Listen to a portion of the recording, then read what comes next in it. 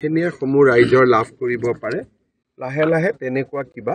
আমি আনিবৰ বাবে চেষ্টা কৰিব লাগিব আৰু ভূমিহীন জনজাতি লোক থাকিলে তেওঁলোকক আমি অলটমেন্টটো দিব পাৰো যদি কোনোবা ট্ৰাইবেল ল্যান্ডলেস ব্যক্তি আছে তেওঁলোকেও অলটমেন্টটো ল'ব পাৰে কিন্তু মাটিখিনি আমি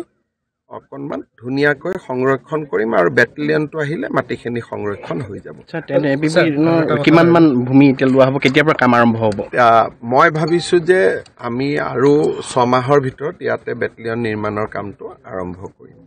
আৰু 3 বছৰটো লাগিবই সম্পূৰ্ণ হওঁতে গতিকে সেই ধৰণে চলি গৈ থাকিব কিমান বিঘা সামৰিব স্যাৰ ইয়াতে আমাৰ হাৰ্ডলি 100 বিঘা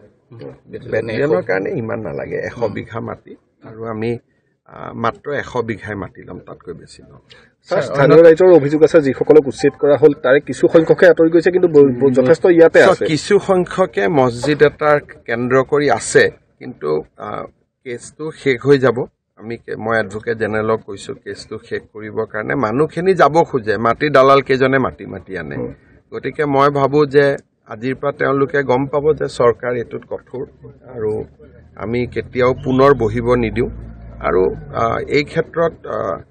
কিবা বাধা হলে আমি তাক মোকাবিলা কৰিম কিন্তু যদি এই মানুহবিলাক ল্যান্ডলেস হয় যি জাগাৰ পৰা আহিছে আৰু যদি প্ৰকৃত ভাৰতীয় নাগৰিক নগাঁৱৰ তেওঁলোকক আমি নিজৰ ঘৰৰ জাগাতে মাটি দিব পাৰো যদি ল্যান্ডলেস হয়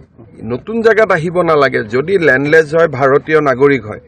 আমিতো মাটি দিয়াত অসুবিধা নাই কিন্তু দালালৰ চক্ৰত তেওঁলোক পৰিব নালাগে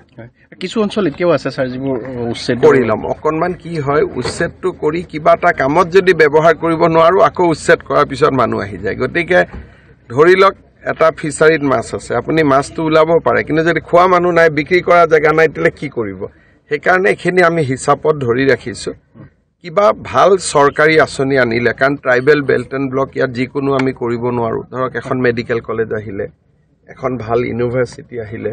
ৰিং ৰোডটো আগেদি যাব গতিকে জুৱাৰ লগে লগে ইয়াত ইউনিভাৰ্সিটি হ'ব পাৰে মেডিকেল কলেজ হ'ব পাৰে ইঞ্জিনিয়াৰিং কলেজ হ'ব পাৰে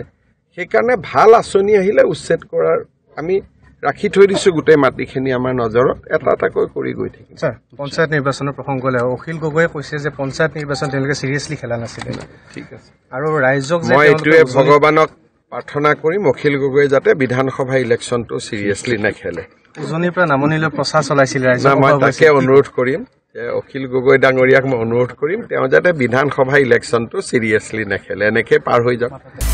আপুনি বিচৰা বাতৰি পাব কেৱল নিউজ 18 এপত নিউজ 18 এপ ডাউনলোড কৰিবলৈ স্ক্যান কৰক এই QR কোড গুগল প্লে ষ্টৰতো পাব এই নিউজ 18 এপ